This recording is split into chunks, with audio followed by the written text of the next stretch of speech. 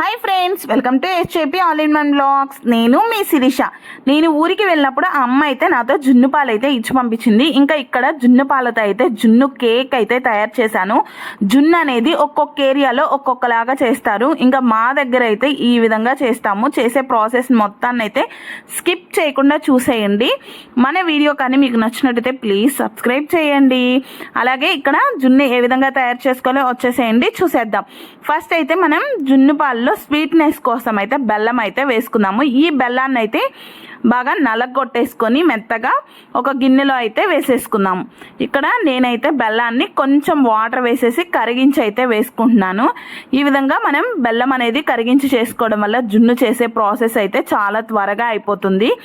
ఇంక ఇక్కడ కొంతమంది అయితే పాలల్లో బెల్లం అనేది వేసేసి ఒక 1 అవర్ తర్వాత అయితే బెల్లం కరిగిన తర్వాత జున్ను చేసే ప్రాసెస్ అయితే చేస్తారు. ఇంకా ఈ విధంగా చేసుకుంటే మనకి చాలా త్వరగా అయిపోతుంది అనమాట. ఒక టీ గ్లాసే వాటర్ అనేది యాడ్ చేసుకొని స్టవ్ అయితే వెలిగించేసుకొని ఇంకా మనం బెల్లం వేసుకున్న గిన్నె ఏదైతే ఉంటుందో అది స్టవ్ మీద పెట్టేసుకొని కల తిప్పుకుంటూ బెల్లం అయితే కరగనివ్వాలి. ఓన్లీ బెల్లం కరిగితే సరిపోతుంది, ఇదేం ఉడకాల్సిన అవసరం లేదు పాకంలాగా.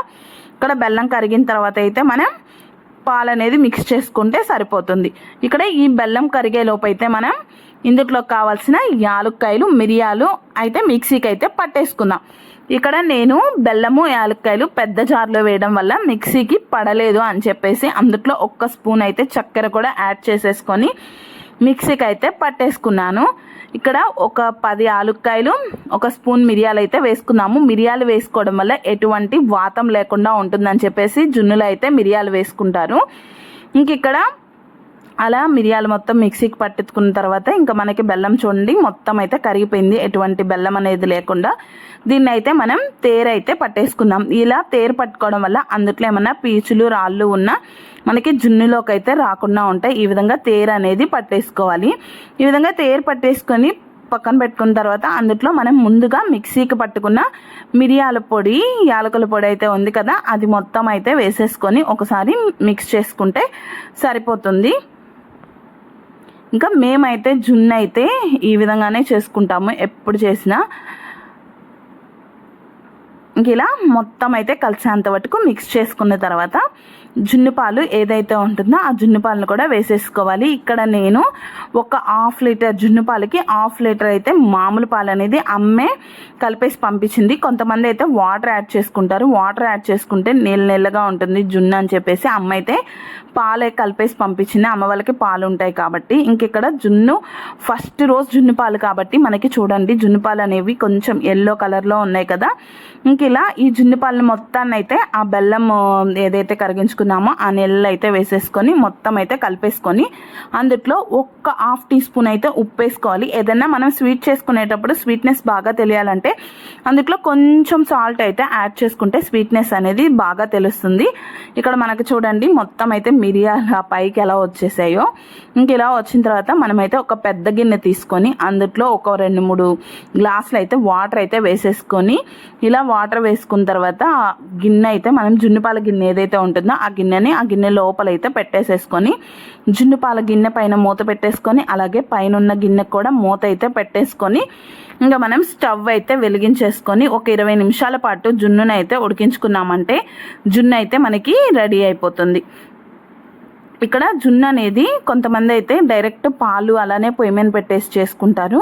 కొంతమంది అయితే ఈ విధంగా ఆవిరికి అయితే చేసుకుంటారు. మేమైతే ఆవిరికి చేస్తాము. ఇంక ఇక్కడ మనకి జున్ను ఉడికిందో లేదో చూడాలి అనుకుంటే ఒక చాక్ అయితే పెట్టేసేసుకొని దాని లోపలికైతే గుచ్చామంటే అక్కడ మనకి వైట్ కలర్లో చాక్కి అంటకుండా ఉండిందంటే మనకి జున్ను అనేది ఉడికిపోయినట్టు అనమాట. ఇక్కడ చూడండి మనకి చాక్ అనేది ఎటువంటి పాల్లాగా ఏం అంటుకోలేదు కదా.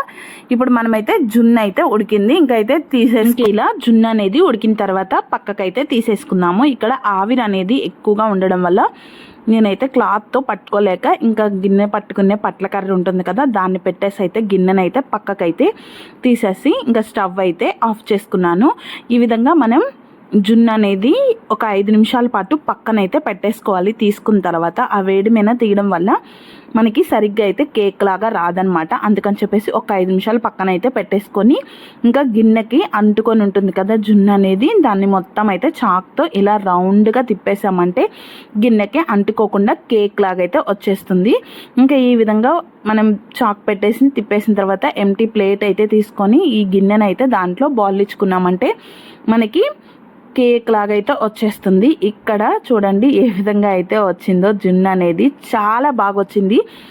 ఇంకా మా ఇంట్లో జున్ను నేనైతే చాలా ఇష్టంగా తింటాను, మా వారు కూడా తింటారు. కానీ ఫస్ట్ రోజు వచ్చే పాలు అయితే అస్సలు తినరు, రెండో పూట వస్తాయి కదా అలా పాలు అయితే కొంచెం లూజ్గా ఉంటుంది కాబట్టి అదైతే మా వారు చాలా ఇష్టంగా తింటారు.